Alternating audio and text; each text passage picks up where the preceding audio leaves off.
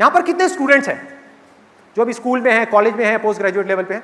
वो तेरे ऑलमोस्ट सारे। बहुत बढ़िया जी, आप लोगों को बड़ा मजा आने वाला है क्योंकि आज का ये सेशन डेडिकेटेड है स्टूडेंट्स को। और सिर्फ इतना ही नहीं, स्टूडेंट्स की लाइफ की जो सबसे बड़ी प्रॉब्लम है, जो सबसे बड़ा कंफ्यूजन है ऑलमोस्ट हर स्टूडेंट के माइंड में, या इसको इस तरह से कहूं, स्टूडेंट लाइफ से रिलेटेड जो सबसे बड़ा डिसीजन है, वो डिसीजन जिसके ऊपर आपकी पूरी लाइफ डिपेंड करने वाली है, आपका पूरा फ्यूचर उस एक डिसीजन पर डिपेंड करने वाला है कि उसमें आप क्या चॉइस लोगे। गलत चॉइस ले ली, फंस गए, जिंदगी भर के लिए फंस गए। एक दिन 2 दिन के लिए नहीं, जिंदगी भर के लिए। सही चॉइस ले ली, जिंदगी बदल गई। कोई बताएगा मैं किस डिसीजन की बात कर रहा हूं? सबसे बड़ा डिसीजन एक स्टूडेंट के लिए क्या है? करियर। एग्जैक्टली, कि क्या करूं और क्या नहीं। हम कुछ करना शुरू तो कर देते हैं, उसके बाद में वो कंफ्यूजन खत्म नहीं होता है। करने के बाद में मन करता है चलो छोड़ो ना, कुछ और कर लेता हूं, फिर कोई और आइडिया आ जाता है, फिर कोई और कॉन्सेप्ट आ जाता है। ऐसा ही होता है सबके साथ में? यस और नो? तो आज इस प्रॉब्लम की हम डेप्थ में जाने वाले हैं। एक ऐसा क्वेश्चन है जो मुझसे मेरे ऑलमोस्ट हर सेशन में कोई ना कोई ज़रूर पूछता है, कोई ना कोई स्टूडेंट।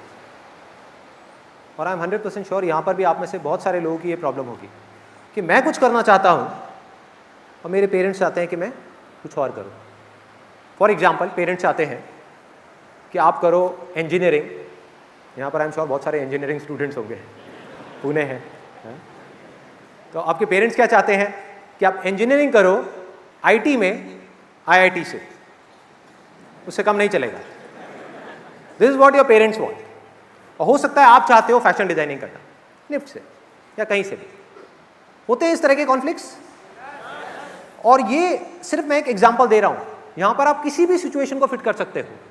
यानी कि कॉन्फ्लिक्ट हो सकता है करियर से रिलेटेड, कॉन्फ्लिक्ट हो सकता है रिलेशनशिप से रिलेटेड, कि मैं चाहती हूं कि ये जो लड़का है जिसके साथ में मैं पिछले 3 साल से हूँ उससे शादी करूँ, लेकिन मेरे घर वाले चाहते हैं कि मैं अरेंज मैरिज, हमारी अपनी कास्ट में। तो अब इन दोनों सिचुएशंस में से मैं क्या चूज करूं? एक तरफ है जो आप करना चाहते हो, जो आप बनना चाहते हो, जो आप अचीव करना चाहते हो, और दूसरी तरफ है जो ये दुनिया आपसे करवाना चाहती है, जिसमें आपकी फैमिली आ गई, फ्रेंड्स आ गए, रिलेटिव्स आ गए, हमारी पूरी की पूरी ये सोसाइटी आ गई, जो चाहती है कि आप इस सोसाइटी के नॉर्म्स के अंदर रह करके काम करो। वो करो जो सब कर रहे हैं, वो नहीं जो आप करना चाहते हो। और इस डर की वजह से हम वो नहीं कर पा रहे हैं जो हम कर सकते हैं, जो हम करना चाहते हैं। तो इसकी आज हम डेप्थ में जाने वाले हैं कि ऐसी सिचुएशन में करना क्या है। ये 2 ऑप्शंस है हमारे पास में। लेकिन ये समझने से पहले कि हमको इसमें क्या करना है ऐसी एक सिचुएशन में, ऐसी कॉन्फ्लिक्ट में, पहले हमको ये समझना होगा कि ज़्यादातर लोग करते क्या हैं। ज़्यादातर लोग जब ऐसा कॉन्फ्लिक्ट क्रिएट होता है, यानी कि एक तरफ से पूरी दुनिया का प्रेशर है कुछ करने के लिए, एक तरफ से जो अंदर से आ रहा है, ज़्यादातर लोग डर जाते हैं। और अगर इसको प्रैक्टिकली वेरीफाई करना हो तो किसी भी ऑफिस में चले जाओ, वहाँ जाकर के लोगों से पूछो कि जो आप जॉब कर रहे हो इसमें से कितने लोग हैं जो खुश हैं अपनी इस जॉब से, या जो भी वो कर रहे हैं।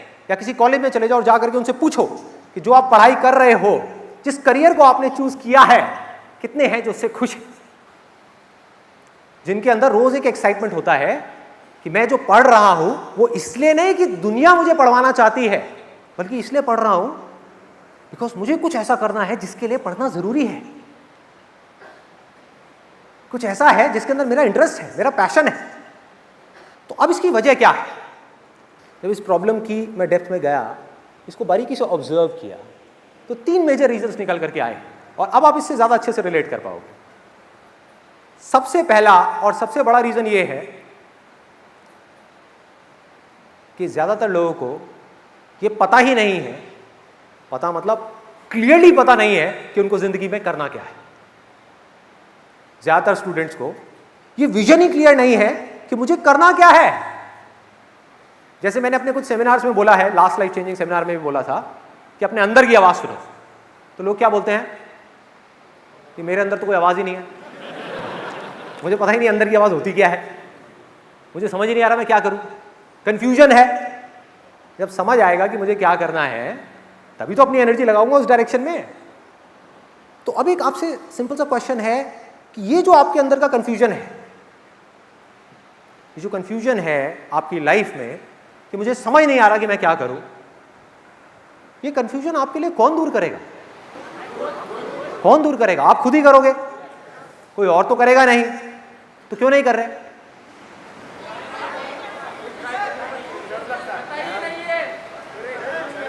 अब जो मैं बोलने वाला हूं ना उसको बड़े ध्यान से सुनना, बिकॉज ये बिल्कुल अलग है उन बातों से जो आज तक हम सुनते आए हैं। कंफ्यूजन है, समझ नहीं आ रहा है कि मैं क्या करूं। कैसे समझ आएगा? उसके लिए करना क्या है, 1 मिनट में आपको बता देता हूं। आप अगर कॉमर्स बैकग्राउंड से हो तो आपको इंटरनेट पे जाना है, गूगल पे जाकर के सर्च करना है, ऑप्शंस देखने हैं कि अगर आप कॉमर्स बैकग्राउंड से निकले हो तो इंडिया में क्या क्या ऑप्शंस है। उसमें से आपको देखना है कि मैं कौन सा करियर चूज करूं। आपको साफ नजर आ जाएगा कि ये 200 करियर ऑप्शंस हैं, और इधर साइंस बैकग्राउंड से 200 करियर ऑप्शंस हैं।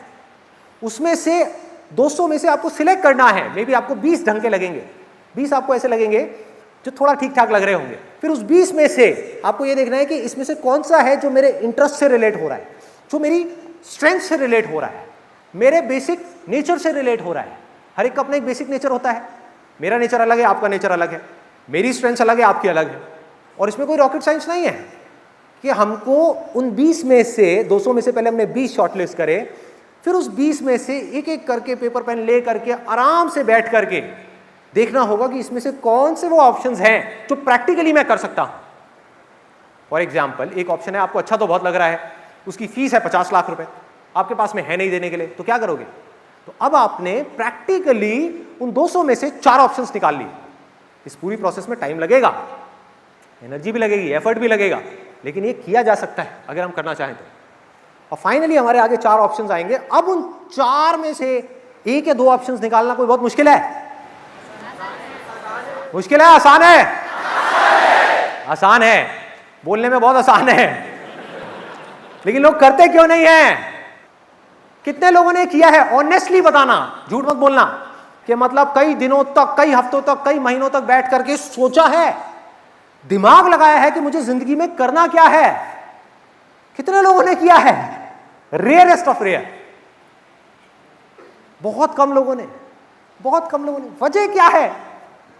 जबकि ये डिसीजन मुझे नहीं मैटर करता कि आप ये करते हो या नहीं करते, आपकी पूरी लाइफ इस डिसीजन पर डिपेंड करने वाली है।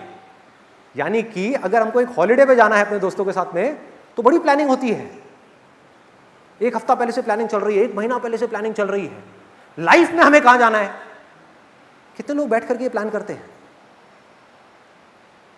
कितने लोग बैठ करके अपना 1 हफ्ता, 1 महीना, 1 साल अपनी पूरी एनर्जी इस चीज को समझने में लगाते हैं कि मुझे जिंदगी में करना क्या है, मुझे कहां जाना है, क्या बनना है, और उसको बनने के लिए क्या करना पड़ेगा। और यही वजह है कि 90% से ज्यादा लोग इस दुनिया में ज्यादा कुछ नहीं कर पाते। फिर चाहे वो मेरे सेमिनार्स देखें या ना देखें, कड़वा सच है लेकिन सच है। आप मेरे सेमिनार्स देखते रहो बैठ करके, लेकिन ये जो काम करना है ये तो आपको ही करना है ना। मतलब आप 1 साल तक बैठ करके मेरे सेमिनार्स तो देखते रहो, लेकिन जब एक्शन लेने की बारी आए तब कुछ ना करो। क्या होगा? एंटरटेनमेंट, मजा आएगा, सेशन देखने में बड़ा मजा आता है, किक मिलती है। उसके बाद में लोग हमारे पास में मेल्स आएंगे, सर ये क्या चक्कर है, जब मैं आपके सेमिनार देखता हूं तो बड़ा चार्ज अप हो जाता हूं, उसके 2 दिन बाद में बाकी सब नॉर्मल हो जाता है, back to normal life.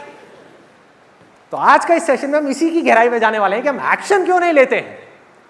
Y don't we take the right action? If you can't take the right action, how can your life go in the right direction?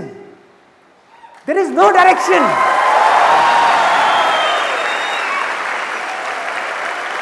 Action क्यों नहीं लेते हैं? बड़ा सिंपल है, ये करने में एफर्ट लगता है, ये करने में दर्द होता है भाई। फिजिकल एफर्ट में जितना दर्द होता है उससे 10 गुना ज्यादा दर्द होता है मेंटल एफर्ट में।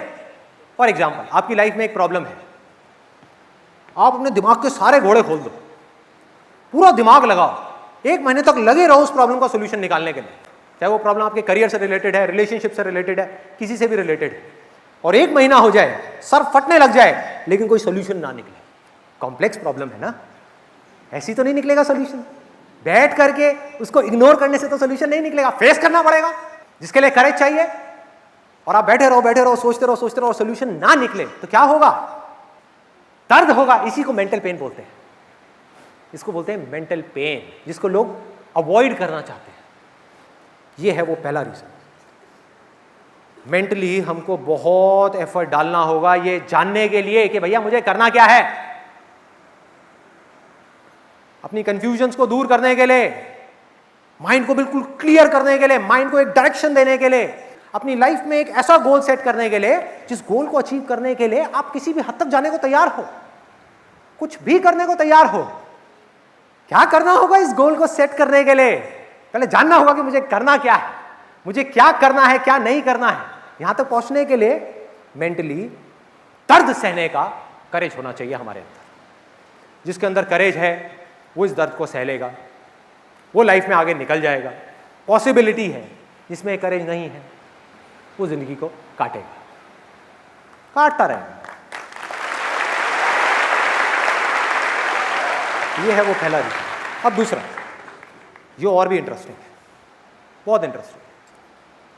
आपने मेरे सेशन देखा और आपने कहा यार बात तो सही है, लग जाओ काम पे, लगाओ दिमाग और सॉल्यूशन निकालो इस प्रॉब्लम का कि मुझे क्या करना है। आपने निकाल भी लिया सॉल्यूशन, 200 करियर ऑप्शंस देखे, उसमें से दिमाग लगाया, लोगों से बात करी, एफर्ट किया, बहुत कुछ किया, और फाइनली आपको समझ आ गया कि मुझे ये काम करना है और ये काम करना मेरे लिए सही है। अब आप गए अपने घर पे जाकर के अपनी फैमिली से डिस्कशन किया और आपकी फैमिली ने क्या कहा कि हमारे हिसाब से ये सही नहीं है, तुम्हें करना है करो, लेकिन हम तुमको सपोर्ट नहीं करेंगे ये काम करने के लिए। हाँ, अगर तुम वो करो जो सब कर रहे हैं और जो हम तुमसे करवाना चाहते हैं तो पूरा सपोर्ट है, बोलो क्या करना है। अब ऐसी सिचुएशन में क्या करोगे? क्या करोगे? लड़ोगे अपने पेरेंट्स से? क्या करोगे? कॉन्फ्लिक्ट क्रिएट हो चुका है। इस प्रॉब्लम को समझो, क्योंकि अगर मैं आपको कहूं कि आपको ऐसे इंसान से लड़ना है जिसको आप नहीं जानते, उसमें कोई प्रॉब्लम नहीं है, उसमें कोई खास करेज नहीं चाहिए। लेकिन अगर आपको अपने पेरेंट्स से लड़ना है तो उनसे जिनसे आप दुनिया में सबसे ज्यादा प्यार करते हो, तो क्या चाहिए? अरे बहुत करेज चाहिए, बहुत ज्यादा करेज चाहिए। स्पेशली इंडिया में, जहां पर हमारे जितने भी पेरेंट्स हैं वो सब एक्सपर्ट हैं इमोशनल अत्याचार में, एक्सपर्ट हैं।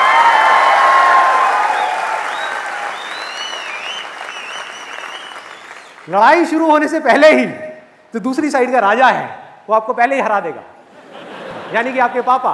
वो भेजेंगे अपने सेनापति को, यानी कि आपकी मम्मी। मम्मी आकर के ड्रामा करेगी। आपने एक डिसीजन ले लिया, आपने स्टैंड ले लिया है कि मुझे ये करना है और हर हाल में करना है और मैं इससे पीछे नहीं हटने वाला। इतनी देर में आपकी मम्मी आएगी साइड से रोते हुए, अरे बेटा तुझे पता तो है पापा की तबीयत कितनी खराब है। एक तो इंडिया में हर बाप की तबीयत खराब है।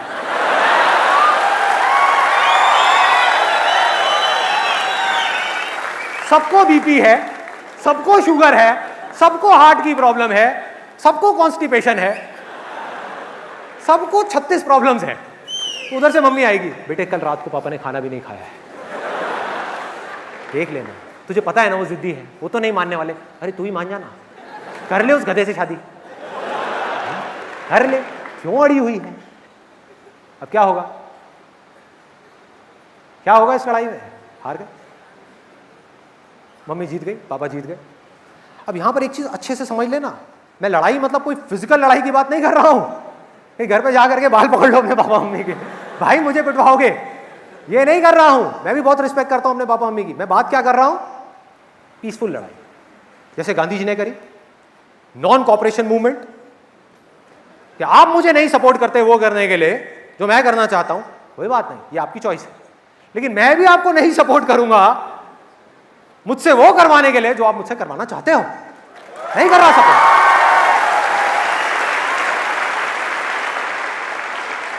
क्या करेंगे? मारेंगे, पीटेंगे, हालो मार।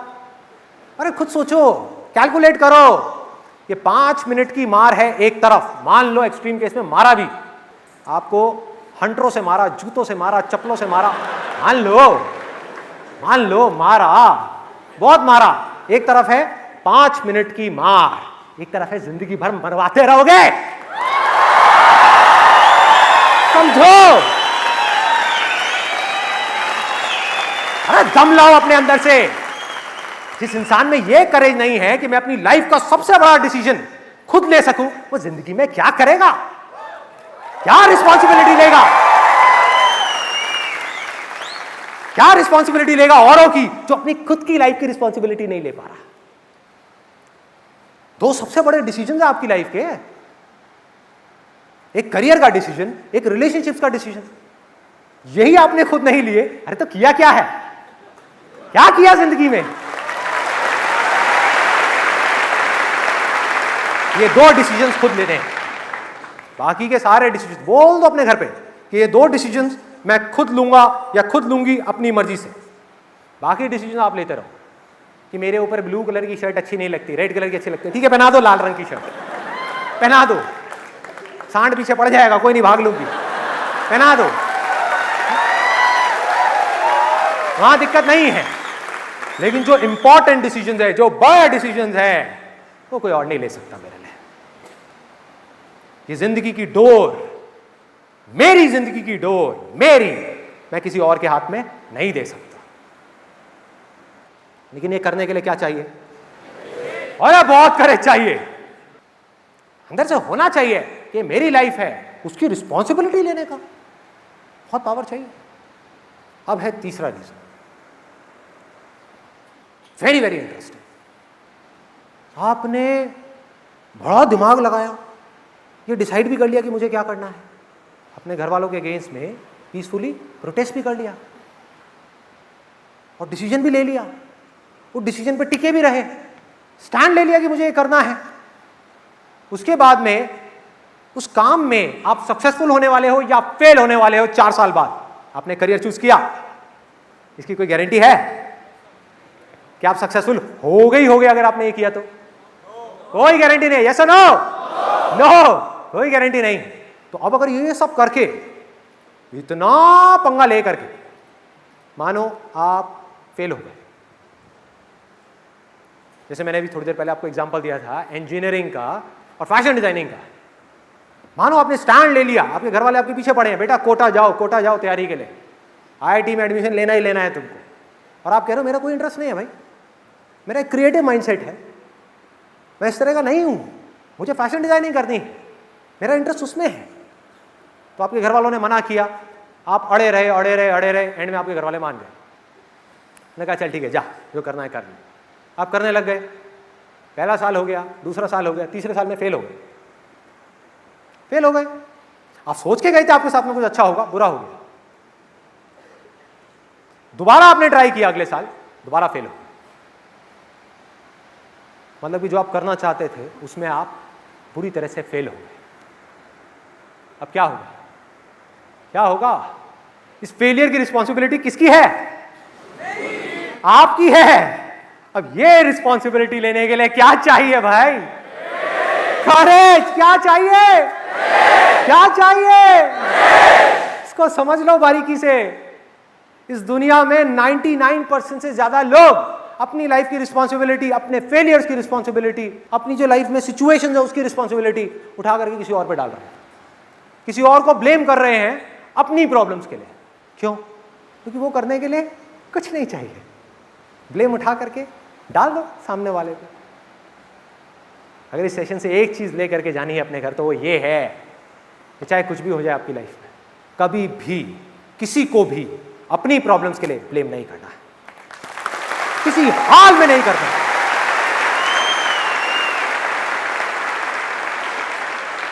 मैं इसलिए ये सब बातें यहां पर कर रहा हूं, इतना स्ट्रांगली इसलिए कर रहा हूं क्योंकि यहां पर जो मेजॉरिटी ऑफ पीपल जो बैठे हैं वो सब स्टूडेंट्स हैं, जिन लोगों की आदत बन चुकी है ब्लेम करने की। उनकी आदत 1 या 2 दिन में चेंज नहीं होने वाली, बट आप लोगों के आगे अपनी पूरी जिंदगी पड़ी है भाई। अभी जैसी आदत बना लोगे वैसी बनती चली जाएगी। ब्लेम करने की आदत बना ली, वैसे ही बन जाओगे। और किसी को ब्लेम नहीं किया, अपनी रिस्पॉन्सिबिलिटी ली, आगे बढ़ते जाओगे। और कुछ हो ना हो, लाइफ में आप सक्सेसफुल हो या ना हो, एक चीज की गारंटी है कि अगर आपने जिंदगी में कभी किसी को ब्लेम नहीं किया अपनी प्रॉब्लम्स के लिए, तो आप अंदर से स्ट्रांग होते चले जाओ।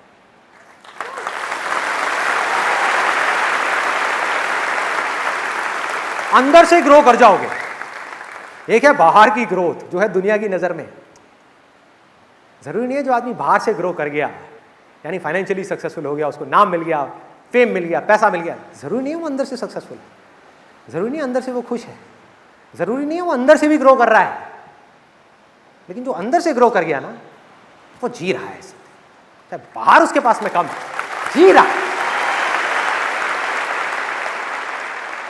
अब अगर इसके हम और एक स्टेप आगे बढ़ते हैं, तो यहां पर कितने पेरेंट्स हैं? अभी जो पेरेंट्स बैठे हैं,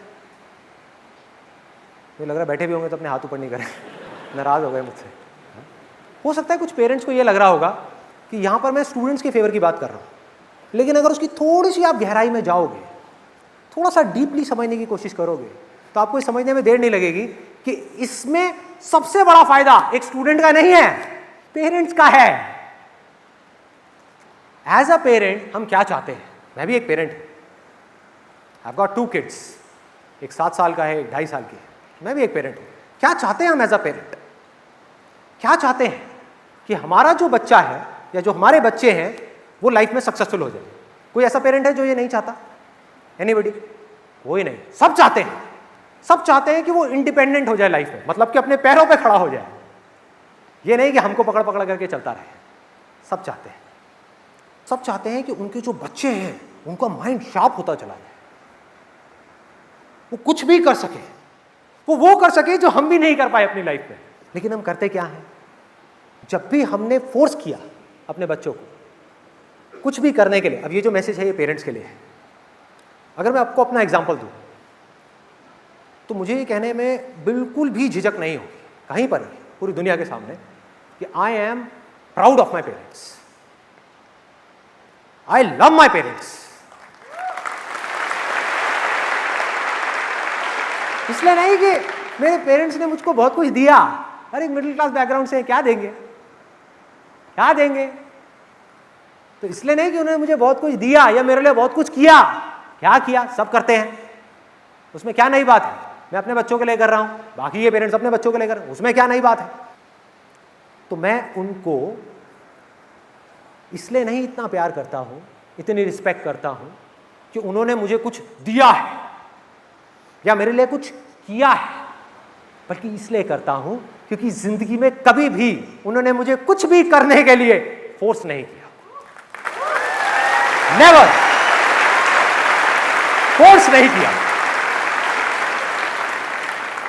और मेरे हिसाब से पेरेंटिंग की सबसे बड़ी क्वालिटी है, इससे बड़ी कोई क्वालिटी हो नहीं सकती कि आप अपने बच्चों को फोर्स ना करो, उनको सलाह दो, अगर उनको जरूरत है तो उनको सही और गलत के बीच का फर्क बताओ, उनको बताओ कि देखो जो तुम करने का सोच रहे हो मुझे ठीक नहीं लग रहा है, इन सब में कोई प्रॉब्लम नहीं है, बट ये कहना कि नहीं तुझे वो नहीं करना, तुझे ये करना है, ये प्रॉब्लम। अपने पैरों पर खड़े होने का मौका ही ना देना, उठा करके उनको बैसाखियां दे देना कि लाइफ में कभी भी कुछ भी करना है, हाँ पापा, हाँ मम्मी, क्या करूं, कुछ समझ नहीं आ रहा। ऐसे बहुत लोग हैं, बहुत लोग हैं। एक और एग्जांपल देता हूं, अभी जो मैंने आपको रिलेशनशिप्स का एग्जांपल दिया कि अगर आप एक लड़की हो, आप किसी को प्यार करते हो, उसके लिए मना कर दिया आपके घर वालों ने शादी करने के लिए, और ज़बरदस्ती आपकी कहीं पर और शादी करा दी। आपने अपने पेरेंट्स से बस इतना पूछा कि आप गारंटी लेते हो कि ये जो लड़का है वो सही निकलने वाला है, लिख के दो। तो उसके पापा ने लिख करके उसको गारंटी दे दी और उस लड़की की शादी हुई। पेरेंट्स खुश, जो चाहते थे वो हो गया। 1 दिन निकले, 2 दिन निकले, 3 दिन, 4 दिन, क्या लगता है टेम्पररी बेसिस पे तो बड़ा अच्छा लग रहा है पेरेंट्स के पॉइंट ऑफ व्यू से, लॉन्ग रन में पेरेंट्स के लिए अच्छा है या बुरा है? बुरा है। अब हमको ये देखना है क्यों बुरा है, क्योंकि उस लड़की के हाथ में पावर आ गई, वो जब चाहे जो चाहे कर सकती है, क्योंकि उसके पास में राइटिंग में एक गारंटी का वो लिखा हुआ है, गारंटी सर्टिफिकेट है। भैया लड़का जो आया है वो गारंटी से आया है, घर वालों ने गारंटी ली है, तभी तो उसने शादी करी, नहीं तो क्यों करती। और ये मैं आइडिया भी दे रहा हूं आप लोगों को कि हाँ, सिंपल आइडिया है कि जिनके पेरेंट्स ज्यादा फोर्स करें उनको बोलो राइटिंग में दो, स्टैम्प पेपर पे लिख के दो, साइन करो, हा? बाद में बहुत काम आएगा आपके, मैं बताता हूँ कैसे। अब उस लड़की के हाथ में देखो कितनी पावर है, और पेरेंट्स जो है वो कितने हेल्पलेस है। उस लड़की को फ़ोन घुमाना है अपने घर में, 4 दिन हो गए शादी को, फ़ोन घुमाया, छोटी सी प्रॉब्लम आ गई, अरे प्रॉब्लम आनी है। कोई ऐसा है यहाँ पे जिसकी शादी हुई और आज तक कोई प्रॉब्लम ना आई हो? कोई ऐसा है जिसकी शादी हुई हो और आज तक हजारों प्रॉब्लम ना आई हो? एक भी नहीं है। यानी कि हर दूसरे दिन कोई ना कोई प्रॉब्लम आनी ही आनी है। तब ये लड़की क्या करेगी? इसके पास में गारंटी कार्ड है, प्रोडक्ट खराब हो जाए तो क्या करोगे? सीधा फोन घुमाओ कंपनी में।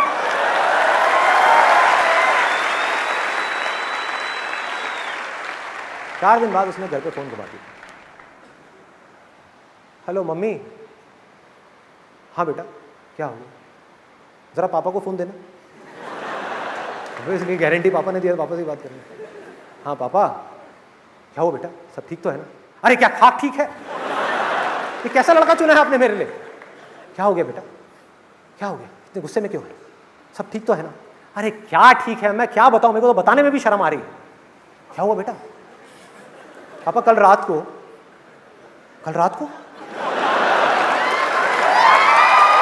क्या हुआ कल रात को? क्या हुआ कल रात को? उसने कुछ गलत तो नहीं किया? अरे गलत क्या, सारी हदें पार कर दी। क्या बोल रही है? मुझे पता बेटा, मैं देखूंगा, मेरा प्रोडक्ट है, मैंने गारंटी ली है, मैं देखूंगा, तू टेंशन मत ले। क्या हुआ बेटा, क्या बात हुई? पापा कल रात को मैं जब अपने कमरे में गई, वो नाइटी पहन करके जो मम्मी ने मुझे दिलाई थी, तो उसने पता क्या कहा? क्या कहा बेटा?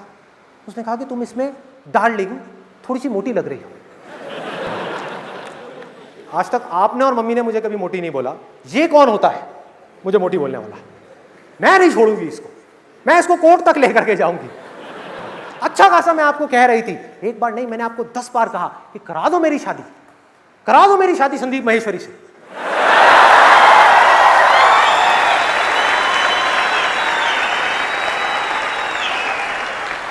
लेकिन आपने मेरी एक नहीं सुनी। लेकिन बेटा संदीप महेश्वरी तो पहले से शादीशुदा है ना, उसके तो बच्चे भी हैं। अरे तो क्या एक ही संदीप महेश्वरी है क्या इस दुनिया में?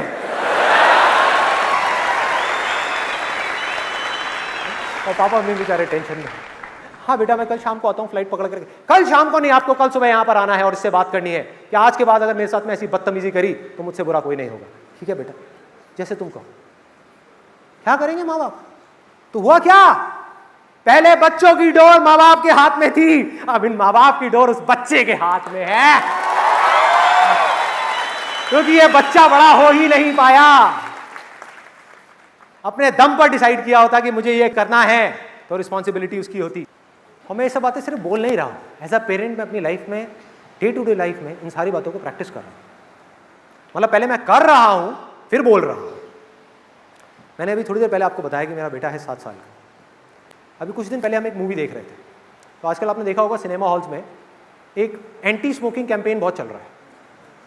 तो मेरे बेटे ने वो ऐड देखी जिसमें एंड में बताते हैं कि सिगरेट पीने से कैंसर हो जाता है। और बड़ा सीरियस होकर के मुझसे बोला, पापा जब ये सिगरेट पीना इतनी गंदी चीज़ है तो लोग क्यों पीते हैं? और मेरा सीधा सा फंडा है लाइफ में, सच बोलो, कोई घुमा फिरा के बात मत कर। मैं उसको कहा क्योंकि लोगों को मज़ा आता है पीने में। उसने पूछा पापा आप क्यों नहीं पीते? सिंपल क्वेश्चन है। मैंने कहा भाई पहले पीता था, अब छोड़ दी। तो वो कंफ्यूज हो गया, क्योंकि मैंने उसको बोला नहीं कुछ करने के लिए, मैंने उसको सच बोल दिया। तो थोड़ा सोच में पड़ गया और मुझे बोला पापा इसका मतलब मुझे तो नहीं पीनी चाहिए ना कभी सिगरेट? बड़ा सीरियसली उसने मुझसे पूछा। तो मेरा एक बार को तो मन किया एज अ फादर कि उसको लेक्चर दे दूं कि तुझे सिगरेट इसलिए नहीं पीनी चाहिए, इसलिए नहीं, क्योंकि तेरा बाप कहता है। मन ये कर रहा था as a parent, as a caring parent, as a loving parent. लेकिन वो मेरे बच्चे के लिए सही नहीं होता। मैंने क्या किया, उसको सिर्फ 2 वर्ड्स बोले, उसके बाद में चुप हो गया। सिर्फ 2 वर्ड्स। जैसे उसने बोला ना बाबा मुझे तो नहीं पीनी चाहिए ना सिगरेट, मैंने कहा तेरी मर्जी, तेरी मर्जी।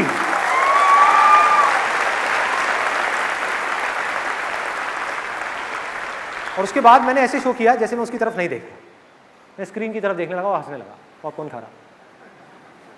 उसके 2-3 सेकंड बाद मैंने उसको देखा, उसका ध्यान स्क्रीन से हट गया था, उसका मुंह नीचे था और कुछ सोच रहा था, वो कुछ सोच रहा था। 7 साल का बच्चा कुछ सोच रहा था। और जैसे मैंने ये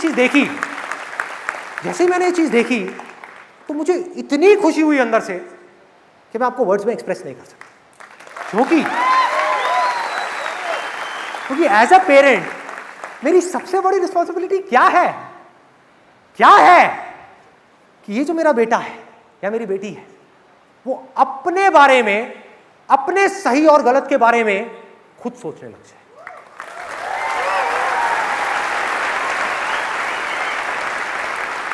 जब तक उनको मेरी जरूरत ना हो तब तक वो मुझे बीच में ना लाए। मेरी जरूरत पड़े तो आकर के मुझसे पूछे, मुझसे बात करें, लेकिन मेरी जरूरत नहीं है, खुद सोचें, खुद करें जो उनको करना है। तो ये था from the point of view of parents. अब बात करते हैं स्टूडेंट्स के पॉइंट ऑफ व्यू से। कैसे पता करें कि हमारी रियल इनर कॉलिंग क्या है? अब यहां पर एक बहुत इंटरेस्टिंग टॉपिक को मैं टच करने वाला हूं, तो अपने ध्यान को बढ़ा लो जिससे कि पूरे ध्यान से आप समझ सको कि मैं क्या बोल रहा हूं। जिसको हम अपने दिल की आवाज बोलते हैं, 99% केसेस में वो हमारे दिल की आवाज नहीं होती है, हमारे अंदर की आवाज नहीं होती है, वो हमारे मन की आवाज होती है। मन की आवाज। मन जो है ना हमारा, वो बिल्कुल एक छोटे से बच्चे के जैसा है। आप में से किसी के घर में कोई छोटे बच्चे हैं, जैसे 2 साल के, 3 साल के हैं, तो आप लोग बड़े अच्छे से रिलेट कर पाओगे। मुझे अपने घर में सबसे ज़्यादा जो इंटरेस्टिंग काम लगता है ना, मतलब जो करने में मुझे बहुत मज़ा आता है, घंटों तक कर सकता हूँ, वो है कि अपनी उस 2.5 साल की बेटी को बैठ करके दूर से ऑब्जर्व करता रहूँ, देखता रहूँ कि वो क्या करती है, क्यों करती है, कैसे करती है, उसके दिमाग में क्या चल रहा होता है। तो मैंने एक बड़ी इंटरेस्टिंग चीज़ वहाँ पर ऑब्जर्व करी है कि उसको आजकल एक नया शौक चढ़ गया है कि उसके पास में एक बार्बी डॉल है और एक डॉक्टर सेट है, उसके साथ में वो खेलती रहती है अकेले। यहाँ तक कोई प्रॉब्लम नहीं। प्रॉब्लम शुरू होती है जब मेरा बेटा स्कूल से आता है। वो आता है और अभी कुछ दिन पहले की बात है, वो अपने एक रोबोट से खेलने लगे। उसको मैंने एक रोबोट दिलाया था छोटा सा, उसके साथ में खेल रहा। और जब तक वो खेल रहा था बिना खुश हुए, तब तक मेरी बेटी को कोई प्रॉब्लम नहीं थी। इसको ध्यान से समझना, because I am going in the depths of mind कि हमारे माइंड कैसे काम करता है। आपकी लाइफ काम करती है आपके माइंड से, और अगर आपको माइंड समझ आ गया तो आपको लाइफ समझ आ गई। आपको लाइफ को समझने की जरूरत नहीं है, माइंड को समझ लो, अंदर की दुनिया को समझ लो, बाहर की सारी दुनिया समझ आ जाएगी। सो बारीकी से देखना जो चीज मैं बोल रहा हूं, पेशेंटली आराम से समझना। तो जब तक मेरा बेटा किसी टॉय के साथ खेल रहा है और वो दुखी है, वो खुश नहीं है उस टॉय से, तो मेरी बेटी को कोई फर्क नहीं पड़ता। जैसे ही वो बेटा एक्साइटेड होने लग जाता है, बड़ा खुश हो जाता है, मतलब हंस रहा है, उछल रहा है, कूद रहा है, ये सारे काम कर रहा है, तो मेरी बेटी का ध्यान अपने टॉय से हट जाता है, उसके रोबोट की तरफ चला जाता है। वो धीरे धीरे गई मेरे बेटे के पास में और जा करके रोबोट को टच करने की कोशिश करी। उसने उसका हाथ हटा दिया, उसने उसको टच नहीं करने दिया। उसके बाद उसने पूरा घर सर पे उठा लिया, मेरी 2.5 साल की बेटी ने, रो रो करके कि मुझे वो रोबोट चाहिए, मुझे वो चाहिए, मुझे वो चाहिए, मुझे वो चाहिए, मुझे वो चाहिए। और तब तक रोती रही जब तक उसको मिल नहीं गया। हम सबको अपने हथियार डालने पड़े, उसको उठा करके वो रोबोट दे दिया। अब अपने रोबोट को ऐसे पकड़ा कस के, और बड़े स्टाइल से हम सबको देख रहे कि मैं जीत गई और तुम सारे बेवकूफ हो, तुम सब हार गए। और मेरा बेटा, उसको वही समझाना पड़ता है जो मुझे बचपन में समझाया जाता था, बेटा तू बड़ा है, समझदार है, वो छोटी है, ऐसे ऐसे करके इमोशनल उसको अत्याचार करके थोड़ा सा, फिर उससे वो उसका रोबोट लिया, उसको दिया बेटी को, और वो उस रोबोट से चिपक गई, छोड़ नहीं रही उसको, किसी हालत में नहीं छोड़ रही। मेरा बेटा उसको हाथ भी लगा रहा तो रो रही, ऐसे कर रही, ऐसे कर रही, उसको हाथ नहीं लगाने दे रही अपने रोबोट को। वो रोबोट जो कुछ देर पहले तक उसका नहीं था, अब वो उसका हो गया। मैंने इस पूरे खेल को देखा, मेरे को समझ आ गया क्या है खेल।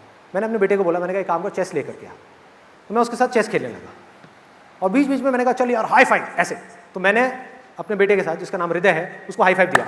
मैंने कहा यार मज़ा आ गया, ये वो थोड़ा नौटंकी।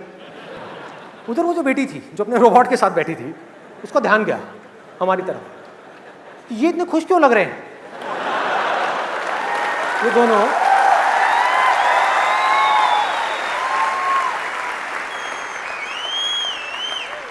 उसने ये कंक्लूजन निकाल लिया कि शायद ये चेस की वजह से खुश है। समझ लेना अच्छे तरीके से, ये हमारा मन है और वो आ गई चेस पे आकर के कब्जा करने के लिए, आकर के हमारी पूरी गेम खराब कर दी।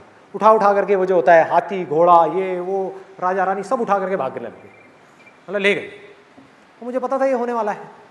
मैंने हल्का सा साइड में आकर के अपने बेटे को स्माइल पास करी, मैंने कहा जा अपना रोबोट ले ले।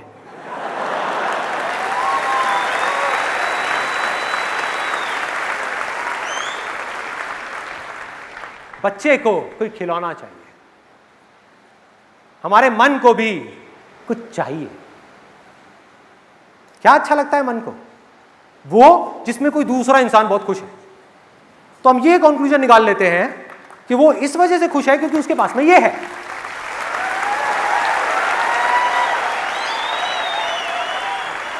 चाहे वजह कुछ और ही हो, चाहे वजह कुछ और हो। आप में से कितने लोग जॉब करते हैं? कितने लोग अपनी जॉब से बहुत खुश हैं? कोई बात नहीं, it's a proven fact world wide.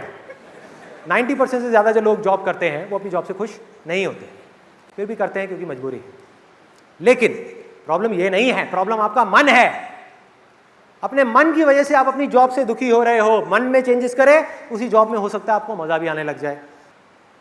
अब एक सिंपल सा क्वेश्चन है, जो लोग जॉब करते हैं, क्या कभी आपके साथ में ऐसा हुआ है? किसने हाथ ऊपर किया था? कहना एक बार, हाथ ऊपर करना, जॉब वाले। हाँ ठीक है। तो क्या कभी ऐसा हुआ है कि आपने कोई वीडियो देखी इंटरनेट पे, कोई बुक पढ़ी, किसी की ऑटोबायोग्राफी पढ़ी, या इंटरनेट पे किसी एंटरप्रेन्योर के बारे में पढ़ा और एकदम से मन हुआ कि मैं कल ही जाकर के रिजाइन कर दूं? सो ये क्या है? हमारा मन है। जो स्टूडेंट्स हैं यहां पर, उनसे भी एक और क्वेश्चन है, क्या कभी ऐसा हुआ है कि आपने मेरी कोई वीडियो देखी, मेरे बारे में पढ़ा या किसी और के बारे में पढ़ा और आपने देखा अरे संदीप माहेश्वरी तो कॉलेज ड्रॉप आउट है, बिल गेट्स भी कॉलेज ड्रॉप आउट है, अरे वो भी कॉलेज ड्रॉप आउट है, अरे उसने भी अपनी पढ़ाई पूरी नहीं करी। इसका मतलब क्या है कि पढ़ाई छोड़ दो और सक्सेस मिल जाएगी।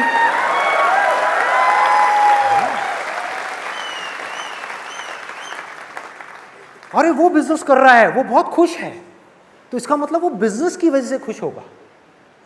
तो इसका मतलब क्या है? जॉब छोड़ दो, बिजनेस कर लो और मुझे खुशी मिल जाएगी। बच्चों जैसी सोच है ये हमारा मन है जो एक खिलौने को पकड़ता है, दूसरे को छोड़ता है। और मजे की बात पता है क्या है? ज्यादातर लोग जो जॉब छोड़ देते हैं ना जोश जोश में और बिजनेस करने लग जाते हैं, कुछ दिन बाद वो जॉब के बारे में सोचने लग जाते हैं। तो मैं क्या कर रहा हूं? मैं आपको क्या डिमोटिवेट कर रहा हूं? अरे नहीं, मैं आपको रियलिटी से रूबरू कर रहा हूं, जिससे कि आप जो भी डिसीजन लो वो करेक्ट डिसीजन हो, सही डिसीजन हो, सोच करके समझ करके लिया हुआ डिसीजन हो। क्योंकि मेरा मकसद है रियलिटी के बेस पे बात करना, आपको मोटिवेट नहीं करना, आपकी जो थॉट प्रोसेस है उसको क्लियर करना।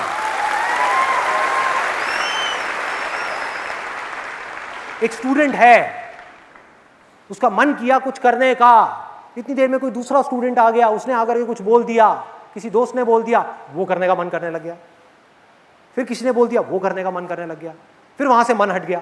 ऐसा ही होता है। तो मन के ऊपर आप ट्रस्ट नहीं कर सकते। तो अगर आपको दिल की आवाज तक पहुंचना है तो क्या करना है? बड़ा सिंपल है। आपका मन कर रहा है जॉब छोड़ने का, आपका मन कर रहा है पढ़ाई छोड़ने का, आपका मन कर रहा है कोई काम करने का, कल मत छोड़ो, कल पढ़ाई मत छोड़ो, कल जॉब मत छोड़ो, 7 दिन के लिए रुक जाओ, वेट फॉर 7 डेज। अब क्या होगा? क्या होगा? अगर ये आवाज आपके मन की होगी, यानी किसी और को देख करके आप जॉब छोड़ने की सोच रहे होगे, तो धीरे धीरे आपका ये डिजायर कम हो जाएगा। धीरे धीरे ये छोड़ने का डिजायर आपका कम हो जाएगा और जो डर है वो बढ़ जाएगा। 1 हफ्ते बाद जब दिमाग बीच में आएगा ना और आकर के आपको इसके प्रोज एंड कॉन्स बताएगा, तो जो मन है वो 1 सेकंड में हार मान लेगा। लेकिन अगर, अब यहां पर मन और दिल की आवाज के बीच का फर्क है, लेकिन अगर आपके अंदर एक डिजायर उठा और एक हफ्ते बाद आपका जो डिजायर था उस काम को करने का एक हफ्ता पहले उससे 10 गुना ज्यादा बढ़ गया और डर ऑलमोस्ट खत्म हो गया, तो आप समझ जाना कि वो आपके दिल की आवाज है। यानी कि आपके दिल की आवाज ने आपके दिमाग को हरा दिया। देखो, फर्क को समझो, ये मन और दिल के फर्क को समझो। मन क्या है? टेम्पररी बेसिस पे आपने किसी को कुछ करते हुए देखा, आपका बेसिक नेचर कुछ और है, आपकी स्ट्रेंथ कुछ और है, आपके इंटरेस्ट कुछ और है, आप अंदर से कुछ और हो, लेकिन बनना कुछ और चाह रहे हो। यहां प्रॉब्लम है। आप में कुछ है जो छुपा हुआ है, कुछ हिडन है, उसको हम नहीं देख सकते, उसको कोई नहीं देख सकता, ना आप ना मैं। लेकिन अगर कोई ऐसा डिजायर हो, कोई ऐसी इंट्यूशन हो जो वक्त के साथ में बढ़ती ही चली जा रही है और उसकी वजह से डर कम होता चला जा रहा है, तो समझ लेना कि आपके अंदर का जो इनर पोटेंशियल है वो बाहर आना चाह रहा है, वो अपने आप को एक्सप्रेस करना चाह रहा है। कुछ है जो आप बन सकते हो, वो कह रहा है कि कर दे। इंट्यूशन कह रही है कर दे। लेकिन क्या सिर्फ इतने से काम हो जाएगा? नहीं। आपको ये क्लियर हो गया कि ये मेरे दिल की आवाज है, ये मेरे मन की आवाज नहीं है, तो क्या अब मैं करने लग जाऊं वो चीज? नहीं। दो सवाल पूछना। एक कि अब इसको करने का बेस्ट केस सिनेरियो क्या है, यानी एक करियर है जो आपको समझ आ गया, तो अब आपने क्या किया? अपने आप से एक सवाल पूछा कि इसका जो बेस्ट केस सिनेरियो है उसके लिए जो सैक्रिफाइसेस देने पड़ेंगे, जो टाइम लगेगा, जो एफर्ट लगेगा, जो दिमाग लगेगा, जो पैसा लगेगा, जो भी कुछ लगेगा अपने पोटेंशियल को अचीव करने में, उसके लिए कुछ करना तो पड़ेगा ना। और अगर वो सब कुछ करने के लिए मैं तैयार हूं, फिजिकल लेवल पे मुझे ये सब करना होगा उसके लिए मैं तैयार हूं, मेंटल लेवल पे ये सब करना होगा उसके लिए मैं तैयार हूं, हर चीज के लिए मैं तैयार हूं, मतलब कि आंसर आया yes, I am ready to do whatever it takes to make it a reality. इस बेस्ट के सिनेरियो को सच करने के लिए मैं कुछ भी करने को तैयार हूं। नंबर 1। अगला क्वेश्चन, मतलब कि आखिरी क्वेश्चन जो अपने आप से पूछना है, तो बहुत कम लोग पूछते हैं कि इसको करने का वर्स्ट केस सिनेरियो क्या है, बुरे से बुरा क्या हो सकता है। क्लियर है? मैंने अगर जॉब छोड़ी या पढ़ाई को बीच में छोड़ा तो बुरे से बुरा क्या हो सकता है, क्या उसके लिए भी मैं तैयार हूं? और अगर जवाब आ जाए हां मैं तैयार हूं, तो समझ जाओ अब कोई टेंशन नहीं है, बढ़ जाओ आगे।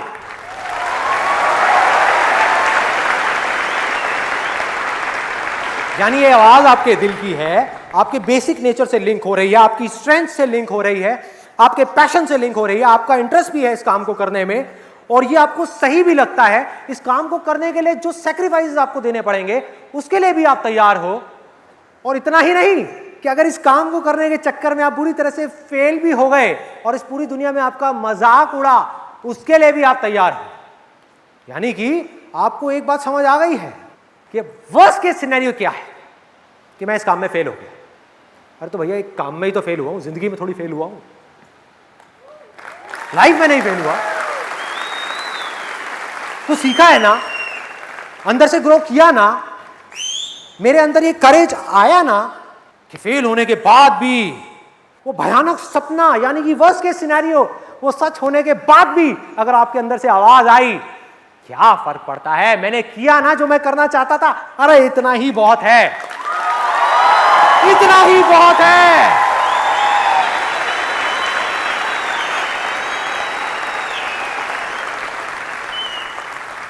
और फेल होने के बाद भी मेरे अंदर ये करेज है कि मैं आगे बढ़ता रहूंगा, मैं हार नहीं मान रहा।